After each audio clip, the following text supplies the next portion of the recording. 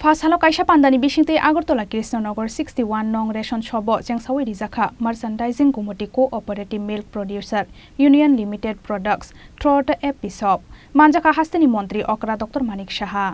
আমন্ত্রণ জানাবো মাননীয় মন্ত্রী শ্রী সুশান্ত চৌধুরী মহোদয়কে Shri Shuklacharan Noatia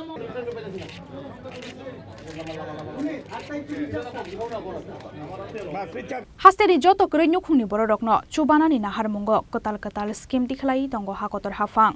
abo haikeno fasalni simi hasteni 2007 ration shop ni bisingo 15 ration shop bo rijaknani thangi tongo gumoti cooperative product tei daktino joto ration shop rogobo rijaknai o product hanai agartala krishnanagar 61 nong ration shop bo merchandising gumoti cooperative milk producer union limited products throughout episode jengsawi rijakmani pandao kok sanani thangai o kok rognono shawi khana rekha hasteni মন্ত্রী অকরা doctor Manik Saha আমরা কার হাত ধরে আজকে দেশ চলছে আমরা সবাই জানি যে যশস্বী প্রধানমন্ত্রী যবে 2014 তে উনি প্রধানমন্ত্রীর দায়িত্ব নিয়েছেন দেশের চেহারাই পাল্টে গেছে 2014 এর আগে এমন একটা অবস্থা ছিল যে দেশ থাকবে কি থাকবে না নিশ্চয়ই আপনাদের ভুলে যাননি এমন একটা অবস্থা হয়েছিল সেই জায়গায় দাঁড়িয়ে যখন মাননীয় প্রধানমন্ত্রীজির হাত ধরে এই দেশ চলতে লাগলো আমরা বুঝতে পারলাম দেশ কিভাবে চালাতে হয় সেই জিনিসটা আমরা দেখলাম এবং ডেভেলপমেন্টের কোনো রকম এবং মানুষের সেবার কোনো রকম যে রাজনীতি নেই সেটা উনি বুঝিয়ে দিয়েছেন আগে তো আমরা দেখতাম খালি স্ক্যামের সরকার আমরা দেখেছি তো তার থেকে বেরিয়ে একটা সরকার কিভাবে চালাতে হয় দেশকে কিভাবে সামনের দিকে এগিয়ে নিয়ে যেতে হয় সেটা কিন্তু আমরা বুঝতে পেরেছি উনি বারবার বলেছেন যে আমাদের নর্থ ইস্ট যদি ডেভেলপ না হয় তো ভারতবর্ষ ডেভেলপমেন্ট হবে না এবং সেই দিশায় কাজ করছেন আমাদের ত্রিপুরা বিশেষ করে উনার যে অ্যাক্টিভ পলিসি সেই পলিসিতে আমরা সবচেয়ে বেশি লাভবান আমাদের এখানে উনি হীরা মডেল দিয়েছেন হীরা মডেলের অর্থ বাই দিস টাইম বারবার আমরা বলি ঠিকই অনেকে বোধহয় মুখস্থ হয়ে গেছে যে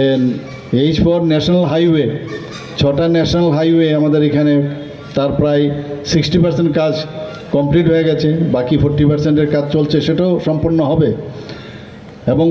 পরবর্তী সময়ে আরও 4টে ন্যাশনাল হাইওয়ে তারও অনুমোদন দেওয়া হয়েছে অন প্রিন্সিপাল সেটাও হবে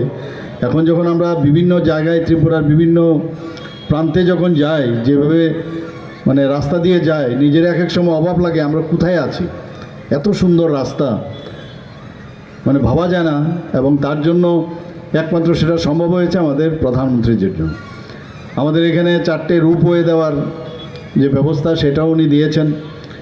স্যাংশন করেছেন তারও মানে কাজকর্ম শুরু হচ্ছে তাছাড়া internet I4 internet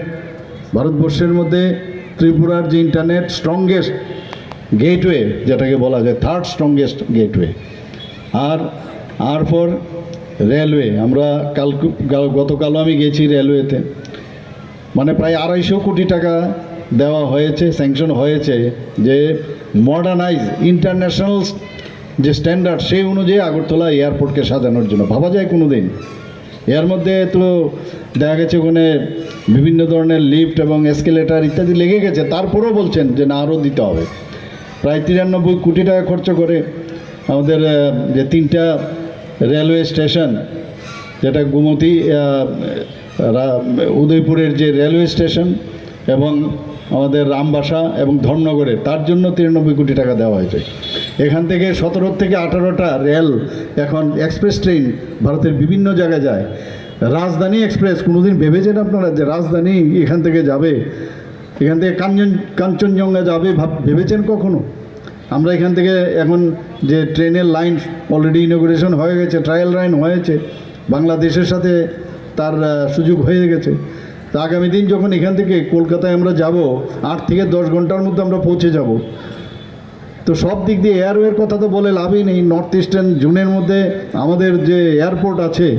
Singarbil airport ছিল, আমরা ছোটোবেলায় নাম শুনতাম কোথায় যাবে সিঙ্গারবিল এয়ারপোর্ট, তারপর আগরতলা এয়ারপোর্ট, এখন সেটাকে মহারাজা বীর বিক্রম কিশোর মানিক্য বাহাদুরের নামে প্রধানমন্ত্রীজি নিজে এসে সেটাকে ইনোগ্রেশন করলো। এত সুন্দর এয়ারপোর্ট, আমাদের যখনই বাইরের থেকে কেউ আসে বলছে যে না এত সুন্দর এয়ারপোর্ট আগরতলায়, তো ভাবতে পারে না মানুষ। আর যেখানে যাই আমাদের ত্রিপুরা সরকারের যারা আমার বিভিন্ন দপ্তরের মন্ত্রীরা আছেন, সবাই যার যার দপ্তরের কি করে ডেভেলপ করা যায় এরকম একজন মার্গ দর্শন যিনি আমাদের সবসময় করান, ওনার নেতৃত্বে ইনোভেটিভ আইডিয়া ছাড়া কিচ্ছুই হবে না। তো আজকে এখানে যে গোমতী ডায়েরির যে উৎপাদিত সামগ্রী, পনির, ঘি, দই, আইসক্রিম দেওয়ার ব্যবস্থা করেছে, তো এগুলো তো কেউ কোনোদিন ভাবিনি।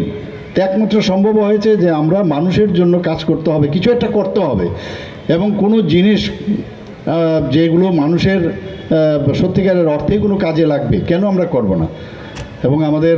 ফুড ডিপার্টমেন্ট থেকে, আমাদের কোঅপারেটিভের ডিপার্টমেন্ট থেকে সবাই কাজ করছে এখানে, এবং আমাদের মেইন উদ্দেশ্য হচ্ছে মানুষের সেবা করা। এবং আপনাদের ভোটের